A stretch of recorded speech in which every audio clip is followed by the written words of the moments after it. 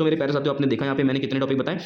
Buddhism, Jainism और Maurya Gupta dynasty के time period में दोस्तों जितने भी साहित्य लिखे जाते हैं वो सारी चीज़ें, ठीक है। कौन कौन से यहाँ पे इंडिया में लेखक आते हैं वो सारी चीज़ें, पुरातात्विक खोज होती है दोस्तों, अभिलेख मिलते हैं, शिलालेख मिलते हैं, स्तंभ लेख मिलते हैं दोस्तों, इनमें इनके अंदर कौन सी इन्फॉर्मेशन रहती है, ठीक है। कौन से राजा ने कौन सा शिलालेख की रचना की, राजा ने कौन सा शिलालेख का दोस्तों गढ़वाया था, कहाँ पे क्या हुआ था, ये सारी चीज़ें देखेंगे। किस एरिया से प्राप्त हुआ, ये सारी चीज़ें देखेंगे, ठीक है। जितने भी वंश हैं दोस्तों उनका क्रम देखेंगे, उनके शासक देखेंगे, उनके शासक जिसने स्थापना की थी उस वंश की, और उसका अंतिम शासक दोस्तों इनकी क्रोनोलॉजी ऑर्डर में आपको उसको देखेंगे, ठीक है। इंडस वैली सिविलाइजेशन मैंने आपको बता दिया प्रमुख स्थल दोस्तों, इनके प्रमुख स्थल कौन से हैं, कहाँ से दोस्तों क्या प्राप्त हुआ दोस्तों, खोज करता दोस्तों कौन है इनके, ठीक है। 16 महाजनपद दोस्तों आपको देखना है, उसके अंदर आपको नेम देखना है, कैपिटल देखना है दोस्तों, क्षेत्र देखना कहाँ तक विस्तार है, अभी वर्तमान में वो एरिया कौन सा है दोस्तों। जैनिज्म में मैंने आपको बता दिया प्रमुख तीर्थंकर कौन से रहे, ठीक, उनका संबंध किससे रहा है, ठीक है। उनके जो चिन्ह रहे वो कौन से रहे आपको ये देखना है, ठीक है। 3 रत्न आपको फिर से बता रहा हूँ, 3 रत्न कौन से रहे दोस्तों, इनकी शाखाएं श्वेतांबर दिगंबर रही दोस्तों, वो क्या रहा है इसको आपको समझना है दोस्तों। बुद्धिज्म के ऊपर मैंने ऑलरेडी डिटेलिंग किया है दोस्तों, वीडियो आप जाकर के प्लेलिस्ट में भी चेक कर सकते हैं, ठीक है। मौर्य के ऊपर दोस्तों मैंने आपको बताया, अशोक के बारे में पूरी एक एक चीज A to Z पढ़नी है अशोक के बारे में, ठीक है, ठीक है। दोस्तों मैं आपको बता रहा हूँ, आप 2 दिन में इसको पूरा खत्म कर सकते हैं, क्या कर सकते हैं, 2 दिन में सारे टॉपिक खत्म कर सकते हैं,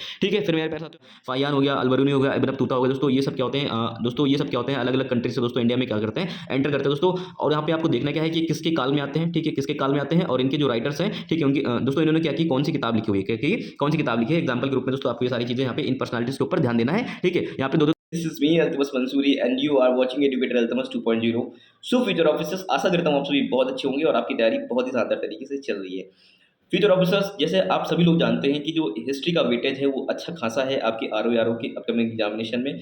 सो बहुत सारे लोगों को कन्फ्यूजन रहता है कि सर हिस्ट्री कहाँ से कवर करें, कितना पढ़ें दोस्तों। पढ़ने के लिए तो पूरा समंदर पड़ा हुआ है, ठीक। हमें किन किन मेजर एरियाज पे काम करना चाहिए ताकि हमें कम समय में ज़्यादा से ज़्यादा रिस्पॉन्स आ सके। सो मेरे प्यारे साथियों, आज मैं आपको यहाँ पे इस वीडियो के माध्यम से आपको आपको दोस्तों मैं एंशिएंट हिस्ट्री के मोस्ट इंपॉर्टेंट टॉपिक बताने जा रहा हूँ, जहाँ से दोस्तों क्वेश्चन देखने को मिलते हैं और उनका पैटर्न क्या रहता है। यहाँ पे केवल मैं टॉपिक्स नहीं बताऊंगा, किस किस टाइप के क्वेश्चन पूछे जा रहे हैं दोस्तों, कैसे कैसे क्वेश्चन पूछता है, किन किन एरियाज पे दोस्तों फोकस करने की कोशिश करता है दोस्तों, इन सभी पहलुओं पे यहाँ पे थोड़ा सा मैं डिस्कस करूंगा दोस्तों, ताकि दोस्तों आपके अंदर क्लैरिटी आ सके और दोस्तों आपको आसानी हो आपकी तैयारी करने में।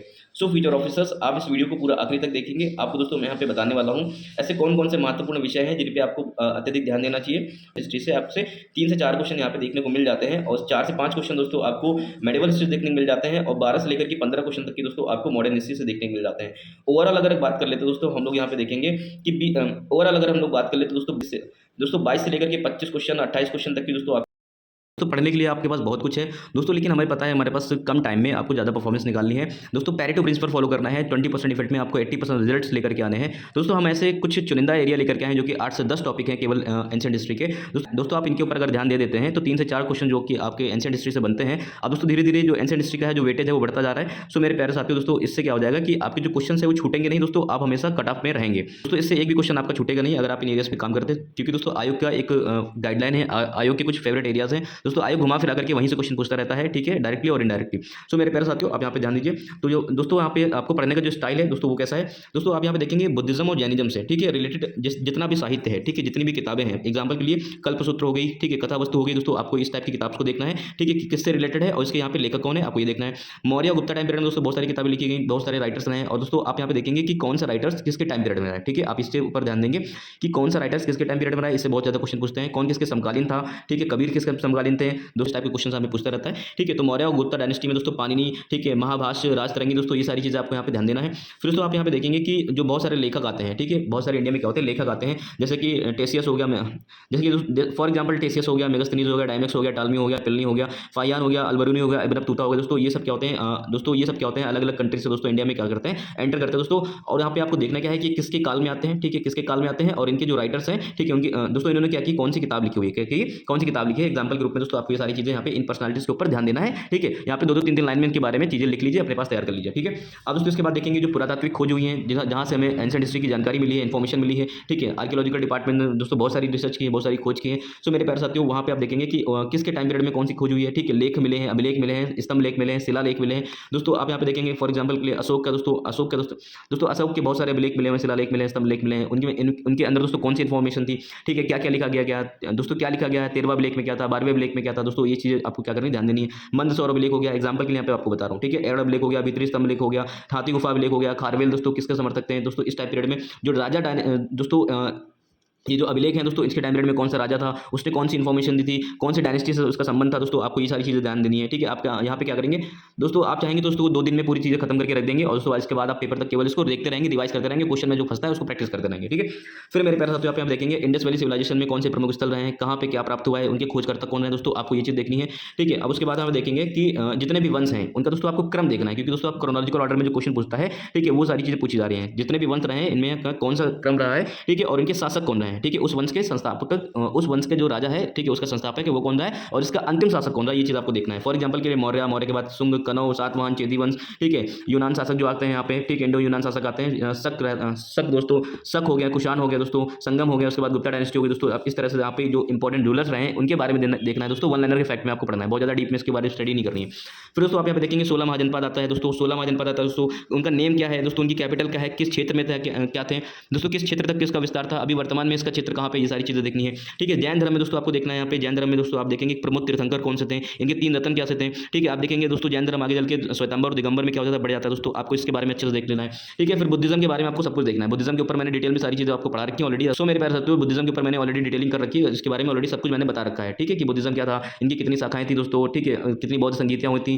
ठीक है, इनका पर्पस क्या था, ठीक है, सारी चीज़ें मैंने डिस्कस कर रखी है। ठीक है, उसके बाद मौर्य में देखेंगे, मौर्य डायनेस्टी में दोस्तों फोकस करेंगे तो सबसे ज़्यादा अगर फोकस करेंगे अशोक के ऊपर फोकस करेंगे, किसके ऊपर फोकस करेंगे, अशोक के ऊपर फोकस करेंगे। ठीक है, आप दोस्तों मैं आपको बता रहा हूँ, आप 2 दिन में इसको पूरा खत्म कर सकते हैं, क्या कर सकते हैं, 2 दिन में सारे टॉपिक खत्म कर सकते हैं। ठीक है, फिर मेरे प्यारे साथियों आप देखेंगे गुप्ता डायनेस्टी में जितने भी रूलर्स आते हैं इनके बारे में चुटपुट करके बहुत थोड़ा बहुत इन्फॉर्मेशन है, आप उसको पूरा खत्म करें पढ़ करके।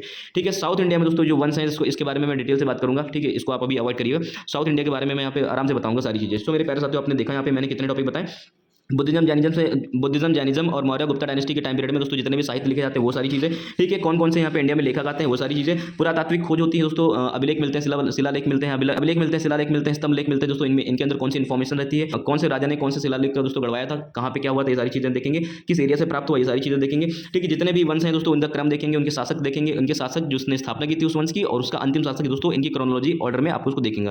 ठीक है, इंडस वैली सिविलाइजेशन मैंने आपको बता दिया प्रमुख स्थल दोस्तों, इनके प्रमुख स्थल कौन से हैं, कहाँ से दोस्तों क्या प्राप्त हुआ दोस्तों, खोज करता दोस्तों कौन है इनके। ठीक है, 16 महाजनपद दोस्तों आपको देखना है, उसके अंदर आपको नेम देखना है, कैपिटल देखना है दोस्तों, क्षेत्र देखना कहाँ तक विस्तार है, अभी वर्तमान में वो एरिया कौन सा है दोस्तों। जैनिज्म में मैंने आपको बता दिया प्रमुख तीर्थंकर कौन से रहे हैं, ठीक, उनका संबंध किससे रहा है। ठीक है, उनके जो चिन्ह रहे वो कौन से रहे आपको ये देखना है। ठीक है, 3 रत्न आपने फिर से बता रहा हूँ, 3 रत्न कौन से रहे दोस्तों, इनकी शाखाएं श्वेतांबर दिगंबर नहीं दोस्तों, वो क्या रहा है इसको आपको समझना है दोस्तों। बुद्धिज्म के ऊपर मैंने ऑलरेडी डिटेलिंग किया है दोस्तों, वीडियो आप जाकर के प्लेलिस्ट में भी चेक कर सकते हैं। ठीक है, मौर्य के ऊपर दोस्तों मैंने आपको बताया अशोक के बारे में पूरी एक चीज़ A to Z पढ़नी है अशोक के बारे में। ठीक है, गुप्ता के ऊपर भी दोस्तों आपको पूरी चीज़ें यहाँ पे सारी पूरी दोस्तों आपको चीज़ें यहाँ पे खत्म करके जानी है दोस्तों। ठीक है, और साउथ इंडिया के बारे में मैं खुद आपको सारी चीज़ें करवाऊंगा। सो दोस्तों आपको मैंने 8-10 टॉपिक बताए हैं, इनके ऊपर आप अपनी कमांड बना लेते हैं। सो मेरे प्यारे साथियों आपको मैं बता रहा हूँ, आपके दोस्तों 3 से 4 जो क्वेश्चन एंशिएंट हिस्ट्री के आते हैं, अभी दोस्तों कोई आइडिया नहीं कि कितने क्वेश्चन बढ़ जाए, कि मॉडर्न हिस्ट्री के क्वेश्चन कम हो जाए, एंशिएंट के बढ़ा दे या फिर मेडिवल के बढ़ा दे दोस्तों, कोई आइडिया नहीं। तो दोस्तों आपको इतनी चीज़ें तो पूरी तैयार होनी चाहिए। लेकिन दोस्तों सो मेरे प्यारे साथियों जो प्रीवियस ट्रेंड देखा गया दोस्तों यहीं से क्वेश्चन बनते हैं दोस्तों, आपको ये सारी चीज़ें फोकस करके जानी चाहिए। सो मेरे प्यारे साथियों आशा करता हूँ आपको ये वीडियो समझ में आया होगा, आपको हेल्प हुई होगी, आपके अंदर क्लैरिटी आई होगी दोस्तों। इन्हीं एरियाज में दोस्तों मैंने भी फोकस किया था दोस्तों, और इन्हीं एरिया से मेरा भी काम अच्छा हुआ है दोस्तों, इन्हीं एरिया से मेरा भी बहुत सारा फायदा हुआ है दोस्तों, और अपने सिलेक्शन को मैंने इंश्योर किया है। और फिर मेरे प्यारे साथियों आप यहाँ पे ध्यान देंगे, फिर मेरे प्यारे साथियों आप ध्यान देंगे, अगर आपसे ये चीज़ें नहीं हो पा रही हैं दोस्तों, आपको समझ में नहीं आ रहा कि कैसे करें, क्या करें, कितना करें, तो मेरे प्यारे साथियों मेरा यहाँ पे प्रोग्राम चल रहा है दोस्तों, जिसकी मंथली फीस है 125 रुपये दोस्तों, बहुत ज़्यादा कम है, मंथली फीस है 125 रुपये, ऑलमोस्ट 3.5 से लेकर 4 महीने हमारे एग्जाम में बचे हुए हैं दोस्तों, आप 3.5 महीने कैलकुलेट कर सकते हैं। ठीक है, तो दोस्तों आप यहाँ पे क्या कर सकते हैं, उसको ज्वाइन कर सकते हैं। हम लोग 1 टाइम पेमेंट ले रहे हैं, 500 रुपये ले रहे हैं दोस्तों, जिसमें आपको सारी चीज़ें करके दे रहे हैं दोस्तों, शॉर्ट टाइम में आपको करके दे रहे हैं। और दोस्तों आपको Ghatna Chakra, Lucent, Spectrum, Laxmikanth, Mahesh Kumar Barnwal, NCERT दोस्तों, दृष्टि की कोई भी कंटेंट छोड़ नहीं रहे दोस्तों, सभी चीज़ों का मिला जुला रूप, सभी चीज़ों का निचोड़ दोस्तों आपको यहाँ पे सारी चीज़ें प्रोवाइड की जा रही है। आशा करता हूँ दोस्तों आपको चीज़ें समझ में आएंगी। दोस्तों अगर आप अपनी जर्नी को ईजी करना चाहते हैं तो आकर के हमारे प्रोग्राम को ज्वाइन कर सकते हैं। 25 दिन में दोस्तों 405 लोगों ने इसको अभी तक क्या कर लिया है, ज्वाइन कर लिया है। ठीक है दोस्तों, तो जल्दी मिलते हैं आपको नेक्स्ट वीडियो में। Thank you so much for watching this video.